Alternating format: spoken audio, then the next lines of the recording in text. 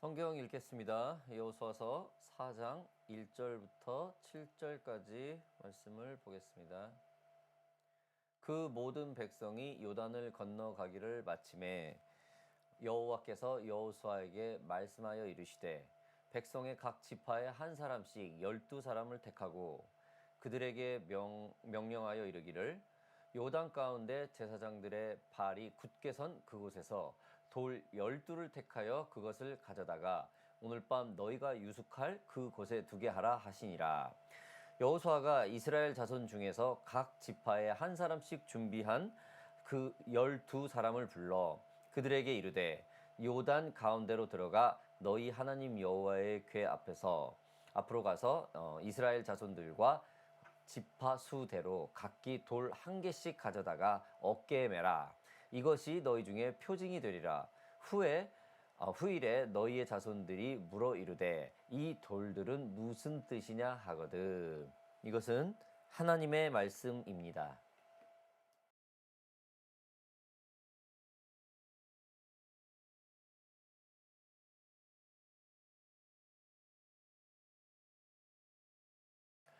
안녕하세요. 오션팍 미니스트리 가족 여러분들, 한 주간 안녕하셨습니까?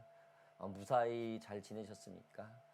이처럼 OPM을 통하여 여러분들과 저희가 함께 이렇게 하나님을 예배할 수 있어 너무너무 감사합니다. 우리는 지난 2주 동안에 요단강을 건너가다라는 제목을 가지고 여호수아의 담대한 결정에 이스라엘이 처음으로 여호수아에게 순종하는 모습을 보았습니다. 그리고 항상 12지파의 보호 속에서 그 온실의 꽃 같았던 제사장들이 여호수아의 명령으로 언약궤를 메고 이스라엘의 그 모든 그룹의 맨 앞에 서서 이스라엘 민족을 이끄는 모습 또한 우리가 보았습니다. 사실상 요단강을 건너는 내용은 지난주 3장에서 모두 종결이 되었습니다. 오늘 본문인 이 4장은 이스라엘이 요단강을 건넌 이후의 일들의 시작을 알리는 내용들입니다. 여호수아의 결단에 의해 요단강을 건너게 해주셨던 하나님께서 처음으로 여호수아에게 그 모세의 때와 같이 말씀을 해주십니다. 1절, 2절 다시 볼까요? 그 모든 백성이 요단을 건너가기를 마침에 여호와께서 여호수아에게 말씀하여 이르시되 백성의 각 지파에 한 사람씩 12사람을 택하고. 하나님이 요단강을 건너 여호수아에게 말씀하신 것은 12지파에서 한 사람씩 대표자를 뽑으라는 것이었죠.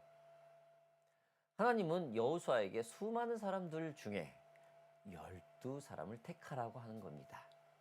지명하라는 것이죠.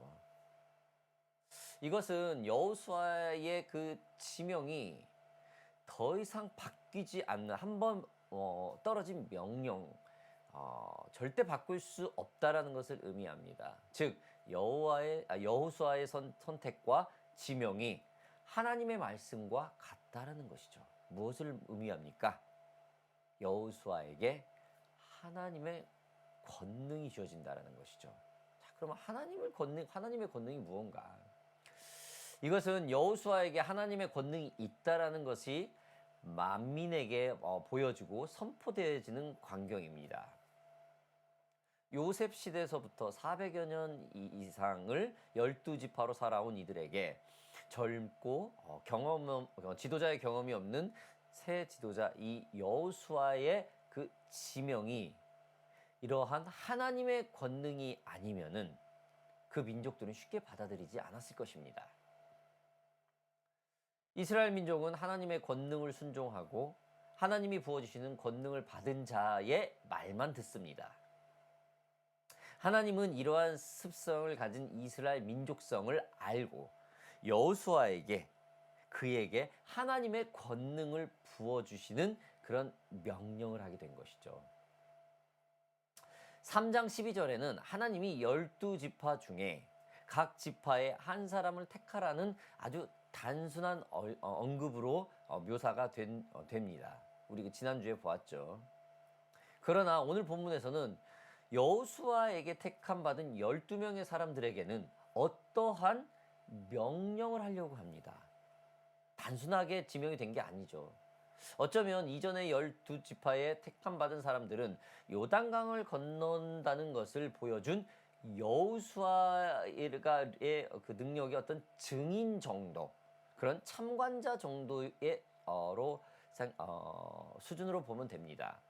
그러나 이들은 자신들의 그 지파들에게 여호수아에 대해 그 증거를 본 여호수아의 그 리더십을 본 사람들이 자기네 지파에 들어가 여호수아에 대해서 얘기를 하고 그랬겠죠. 아무튼 오늘 본문에서 이 다시 여호수아로부터 택함 받은 12명은 여호수아의 명령을 듣고 또 행할 사람들이라는 게 지난 말씀과 다르다는 겁니다. 양쪽 각 12명의 다른 점들은 이 각 지파 12명씩 3장에 있던 12명 그리고 오늘 본문의 12명의 이 다른 점은 하나님의 권능을 그저 목격한 사람들과 하나님의 권능을 믿고 따르고 순종하며 행하는 사람이라고 나눌 수가 있습니다. 요단강을 건너기 전과 후의 모습이 이처럼 다르다는 것이죠. 요단강을 건너기 전에는 그저 구경꾼이라고 했다면은 요단강을 건너는 이 체험을 한 사람들은 실질적인 하나님의 역사에 참여하고 있는 사람들이라고 보면 됩니다. 자, 그럼 12명의 사람들은 여호수아의 어떠한 명령을 듣게 될까요? 우리 말씀을 계속 볼까요? 3절, 4절, 5절 보겠습니다. 그들에게 명령하여 이르기를 요단 가운데 제사장들의 발이 굳게 선 그곳에서 돌 12를 택하여 그것을 가져다가 오늘 밤 너희가 유숙할 그곳에 두게 하라 하시니라. 여호수아가 이스라엘 자손 중에서 각 지파에 한 사람씩 준비한 그 12사람을 불러 그들에게 이르러 요단 가운데로 들어가 너희의 하나님 여호와의 궤 앞으로 가서 이스라엘 자손들의 지파 수대로 각기 돌 1개씩 가져다가 어깨에 매라. 12명의 사람들은 여호와의 언약궤 앞으로 돌덩이 하나씩 가져다 놓습니다. 어떠한 변명도 어떠한 불평도 어떠한 의심도 없이 이 12명 모두는 여호수아의 말을 듣습니다. 이들이 이 명령을 따르면서 무엇이 형성되게 됩니까? 이들 사이에 어떤 게 형성이 됩니까? 바로 이들 사이에 이 12명의 지파의 대표하는 사람들에게 연합과 하나로 되는 일치가 일어나게 됩니다. 이스라엘에게 돌 12, 즉 반석을 쌓는 의미는 무엇을 의미하는 것일까요? 신명기 27장 5절을 보면은 또 거기서 내 하나님 여호와를 위하여 제단 곧 돌단을 쌓을 때 그것에 쇠 연장을 대지 말지니. 여호와의 명령으로 쌓은 돌은 그가 택한 백성들이 하나님을 예배하는 의미입니다. 즉 하나님과 연합하고 일치한다는 표징을 말하는 것이죠. 창세기에서 그 야곱도 이 돌 쌓는 의미가 하나님과 연합하고 일치한다는 말이 나오죠. 창세기 28장부터 좀 볼까요? 한 곳에 이르러는 해가 진지라 거기서 유숙하려고 그곳에 한 돌을 가져다가 베개로 삼고 거기 누워 자더니 꿈에 본즉 사닥다리가 땅 위에 서 있는데 그 꼭대기가 하늘에 닿았고 또 본즉 하나님의 사자들이 그 위에서 오르락 내리락 하고 또 본즉 여호와께서 그 위에 서서 이르시되 나는 여호와니 너의 조부 아브라함의 하나님이요 이삭의 하나님이라. 내가 누워 있는 땅을 내가 너와 내 자손에게 주리니 내 자손이 땅의 티끌같이 되어 내가 서쪽과 동쪽과 북쪽과 남쪽으로 퍼져나갈지며 땅의 모든 족속이 너와 내 자손으로 말미암아 복을 받으리라.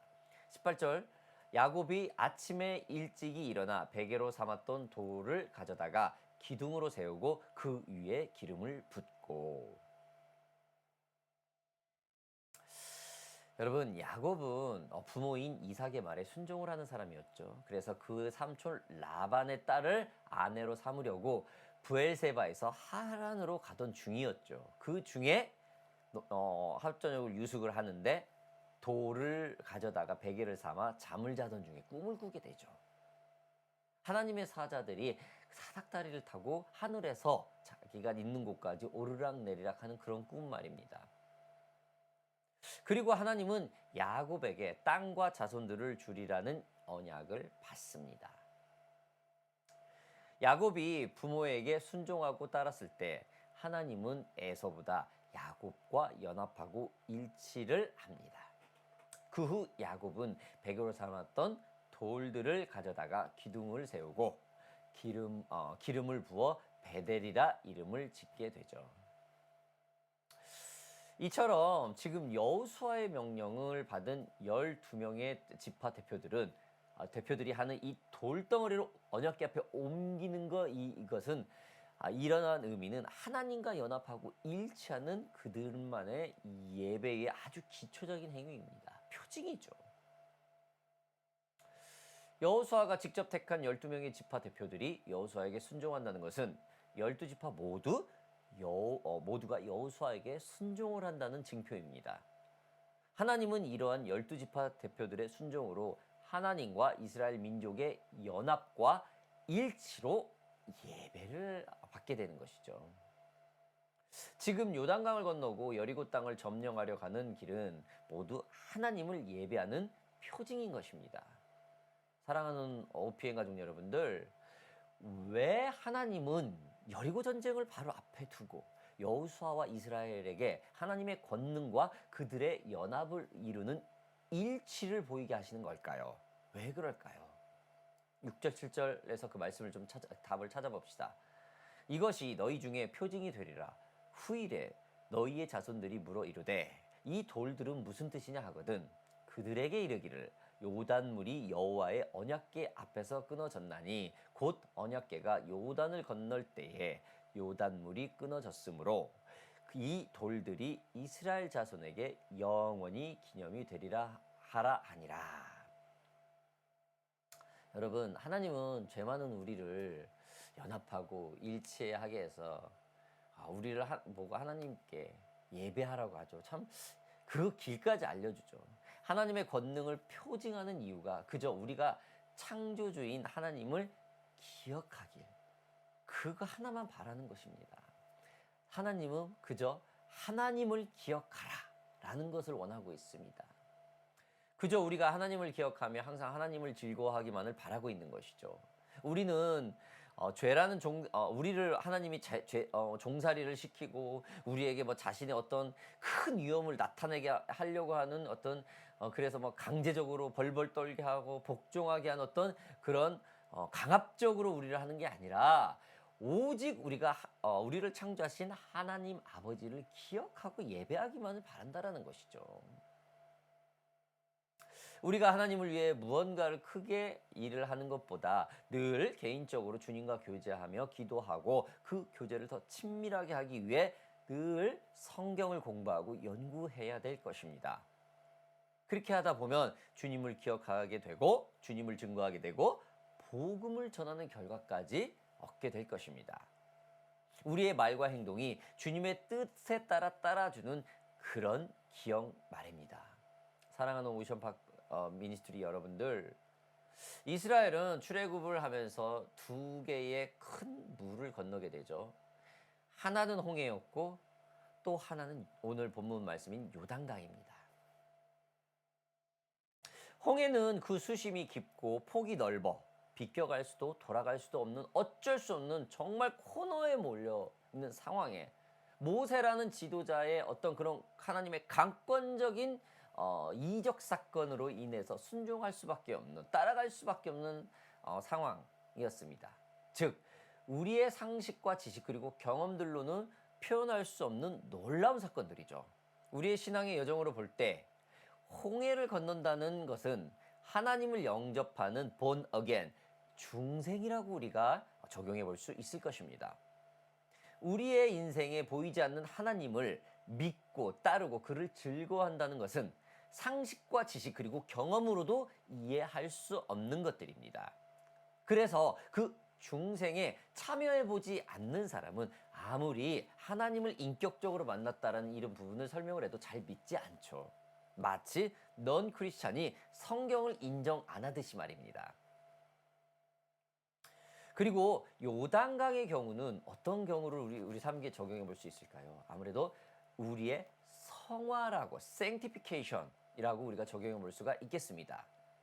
강권적인 하나님의 부르심으로 중생을 경험한 우리가 그 하나님의 뜻에 따라 따라가는 것은 많은 착오와 실수 그리고 결단이 필요할 때가 있습니다. 하나님은 요단강을 건너는 이스라엘인에게 성화와 같은 그런 과정 중에 하나님을 잊지 않게 하기 위해 그들에게 표징으로서 돌을 세우라고 하는 것입니다.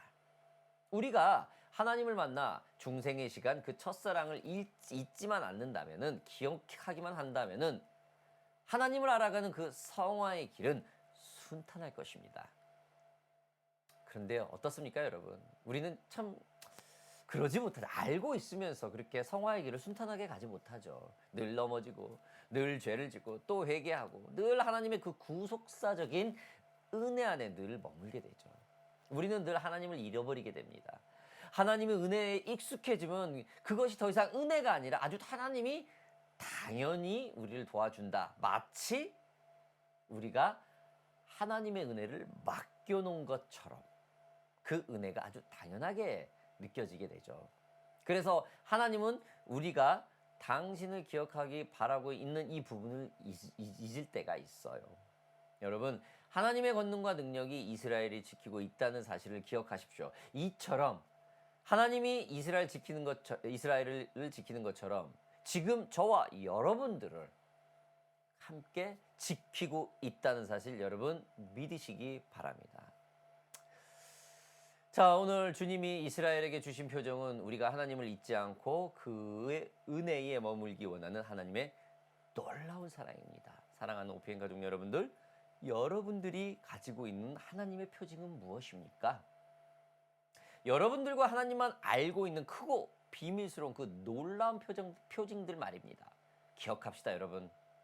하나님께서 우리 각자에게 주신 그 하나님의 표징, 이것이 너희 중에 증표징이 되리라 라는 그런 표징 말입니다. 기억하시면서 오늘 말씀을 기억하면서 우리 함께 기도하기를 원합니다. 기도하겠습니다.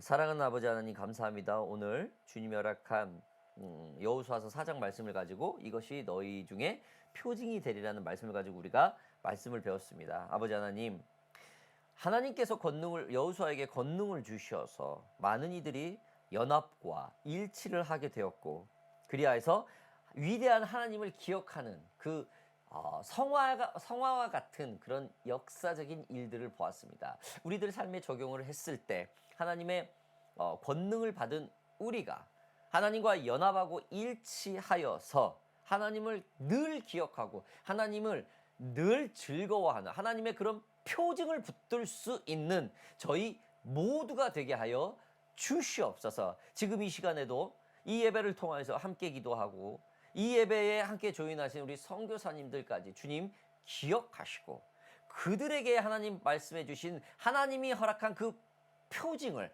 다시 한번 기억하게 하시고 붙들 수 있고 다짐할 수 있는 모두가 되게 하여 주시옵소서. 감사드리며 예수 그리스도의 이름으로 기도하였습니다. 아멘.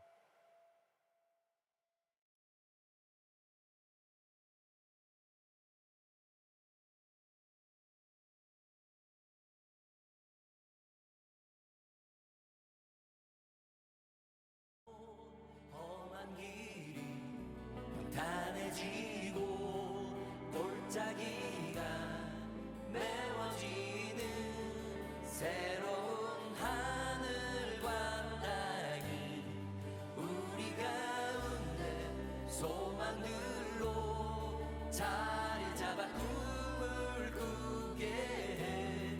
불합리한 현실 속에서 주의 사랑을 외치